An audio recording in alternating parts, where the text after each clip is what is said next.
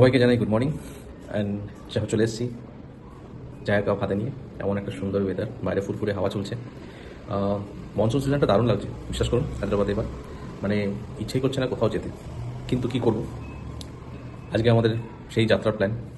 আগেই আমরা ফুচকা পাসপোর্ট চ্যানেলে কমিউনিটি গ্রুপে আমি পোস্ট করেছিলাম যে আমরা হায়দ্রাবাদ টু কলকাতা যাচ্ছি। তো আজকে সেই দিন, আমাদের মানে যাওয়ার দিন। আমরা সাধারণত ফ্লাইটেই যাই, বাট এবারে ডিসাইড করা হলো, লাইক আমার ওয়াইফ আর আমি ডিসাইড করলাম যে আমরা ট্রেনেই যাব। একটা আলাদা অদ্ভুত এক্সপিরিয়েন্স গ্যাদার হবে। আমরা যাচ্ছি ফলকনামা এক্সপ্রেস। এটা ছাড়বে সিকান্দ্রাবাদ থেকে 3:55 নাগাদ, আর হাওড়ায় অ্যাপ্রক্সিমেটলি 6:10 গিয়ে পৌঁছবে, সেটাই দেখাচ্ছে অ্যাজ পার স্কেডিউল। কিন্তু আপনারা সবাই জানেন যে ট্রেনের যাত্রা ফ্লাইট টাইম বলে কিছু হয় না। তাও আমি আধা 1 ঘন্টা আমি জিনিসটাকে রাখছি যে মানে অ্যারাইভাল অন হাওড়া হতে পারে 6:10 থেকে মেবি অ্যারাউন্ড 7টা বা 6:30 হতে পারে। তো টোটাল ডিস্টেন্সটা কভার হবে 1550 কিলোমিটার। সো একটা দারুণ এক্সপিরিয়েন্স হবে। আপনাদের সাথে অবশ্যই শেয়ার করবো সেই এক্সপিরিয়েন্সটা। আমরা ট্রেনে কীভাবে কী করছি, কীরকম যাচ্ছি, কীরকম ওয়েদার, ট্রেনের ভেতরটা কেমন, সো সব কিছুই শেয়ার করবো আপনাদের সাথে। যদি আপনাদের ভালো লাগে প্লিজ একটা লাইক, কমেন্ট আর শেয়ার করবেন, আর অবশ্যই সাবস্ক্রাইব করবেন যদি আপনাদের ভিডিওটা পছন্দ হয়। আর তাহলে একটা মোটিভেশন ফ্যাক্টরও থাকবে ভবিষ্যতে কোনো ভিডিও বানাবার জন্য। আর ব্যাস এইটুকুই বলার ছিল। চলুন আপনাদেরকে আজকের ওয়েদারটা দেখাই। বৃষ্টি ভেজা সকাল, হায়দ্রাবাদে থাকার জন্য এটা বেস্ট সময়। এবার রেডি হয়ে আসছি। হাই এভরিওয়ান, এখন আমাদের হায়দ্রাবাদ থেকে কলকাতার জার্নি স্টার্ট হচ্ছে, আর আমরা পুরো জার্নিটা তোমাদের সাথে শেয়ার করব।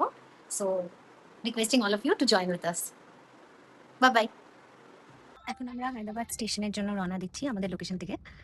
স্টেশনে পৌঁছে আমার ওখানে আপনাদের সাথে শেয়ার করব ডিটেলস।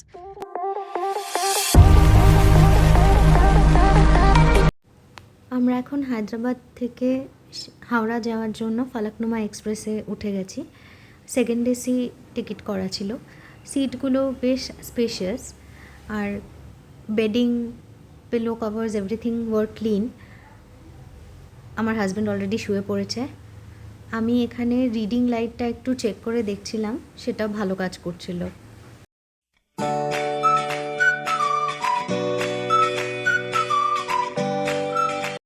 এরপর রাত হয়ে যাওয়াতে বাইরে কিছু দেখাতে পারলাম না। আমি মিডলে একটু কাজ করে নিচ্ছিলাম, আর জোম্যাটো সুইগি হওয়াতে খুব ভালো অপশান। আমরা ওখান থেকে খাবার অর্ডার করে নিয়েছিলাম, chicken fried rice.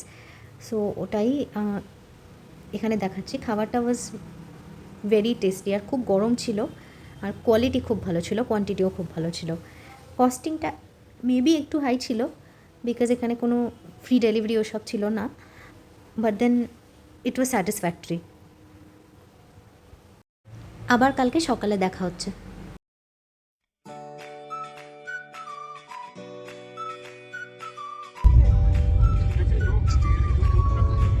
Good morning.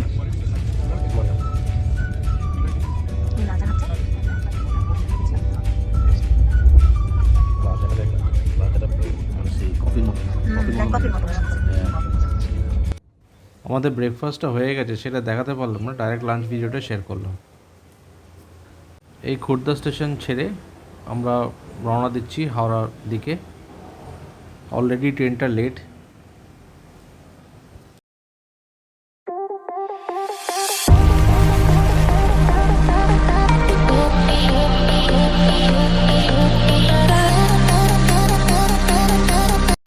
ভিডিওটা আমরা এখানে শেষ করলাম।